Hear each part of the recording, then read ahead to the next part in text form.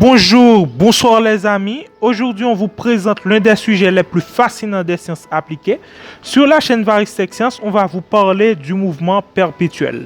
Depuis plusieurs siècles, le mouvement perpétuel a toujours fait office de recherche. Beaucoup d'ingénieurs performants et d'inventeurs hors pair sont en quête du moteur à mouvement perpétuel. Mais, dans l'hypothèse qu'un tel moteur serait existé, comment fonctionnerait-il ? Eh bien, ce moteur, comme son nom l'indique, devrait générer un mouvement à perpétuité sans apport d'énergie extérieure. Comme vous le savez sans doute, dans le cas d'un moteur classique, c'est-à-dire un moteur à combustion interne, il a besoin de carburant et de comburant, et dans le cas d'un moteur électrique, il a besoin de courant électrique pour fonctionner. Eh bien, dans le cadre d'un moteur à mouvement perpétuel, cela ne serait plus nécessaire, car le moteur serait capable de s'autogénérer en énergie à l'infini. Alors, si on comprend si bien le fonctionnement d'un tel moteur, pourquoi le mouvement perpétuel n'a pas été encore mis en application? Pour pouvoir répondre à cette question, il va falloir qu'on se penche sur l'une des branches les plus importantes de la physique.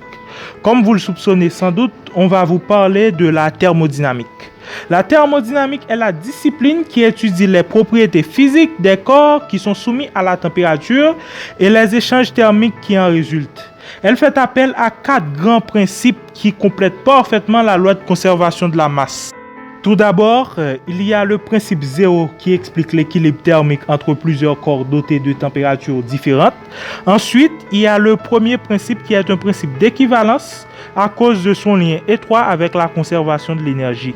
Il stipule que la matière ne peut être ni créée ni détruite. Après, il y a le second principe qui explique l'irréversibilité des phénomènes. Il fait appel à 2 énoncés. Il y a l'énoncé de Clausius et l'énoncé de Kelvin. Selon Clausius, on ne peut pas transférer spontanément une quantité de chaleur d'une source froide à une source chaude. Pour compléter le second principe, Lord Kelvin a stipulé que la quantité de chaleur d'une source d'énergie ne peut pas être convertie intégralement en travail. Quant au troisième principe, il nous renseigne de l'effet des basses températures sur un cristal parfait. Il stipule qu'à zéro absolu, le mouvement vibratoire des particules du cristal s'arrête jusqu'à ce que son entropie soit nulle. Maintenant, vous connaissez les principes de base de la thermodynamique. À présent, je vais vous expliquer pourquoi le moteur à mouvement perpétuel est si difficile à réaliser. D'un point de vue théorique, le mouvement perpétuel viole toute une panoplie de lois de la nature. Principalement, les concepts de ce genre de machine violent soit le premier ou le second principe de la thermodynamique. Dans le cas de la violation de la deuxième loi, on parle de machine perpétuelle de deuxième ordre. En fait, il existe 3 types de machines à mouvement perpétuel. Bon, on vous explique. En premier lieu, il y a la machine à mouvement perpétuel du premier type. Elle produit un travail sans apport d'énergie. De ce fait, elle viole le premier principe de la thermodynamique. Deuxièmement, il y a la machine à mouvement perpétuel du second type.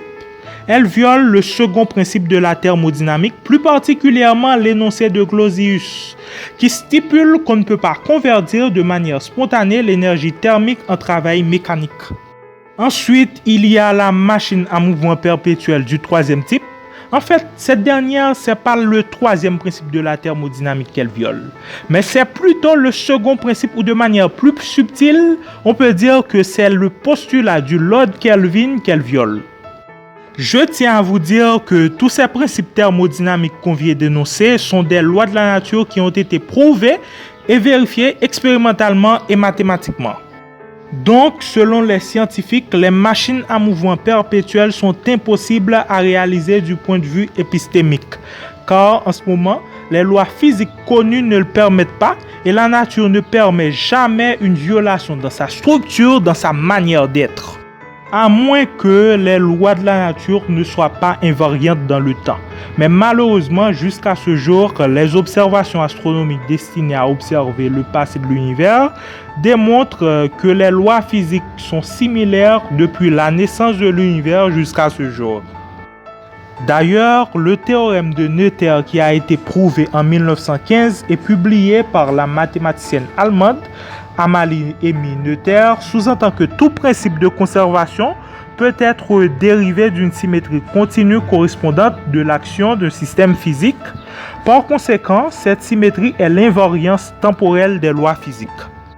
Malgré l'impossibilité technique et théorique de l'invention des machines à mouvement perpétuel, ça n'a pas empêché des grands inventeurs de toutes les générations d'essayer de réaliser la machine à mouvement perpétuel. Comme l'a précisé la première loi de Clark, quand un savant reconnu mais vieillissant estime que quelque chose est possible, il a presque certainement raison. Mais lorsqu'il déclare que quelque chose est impossible, il a très probablement tort. Ou encore mieux, on peut terminer la vidéo en faisant la citation de la deuxième loi d'Arthur C. Clarke. La seule façon de découvrir les limites du possible, c'est de s'aventurer un peu au-delà dans l'impossible. Sur ce, je vous dis à bientôt, à la semaine prochaine pour une nouvelle vidéo.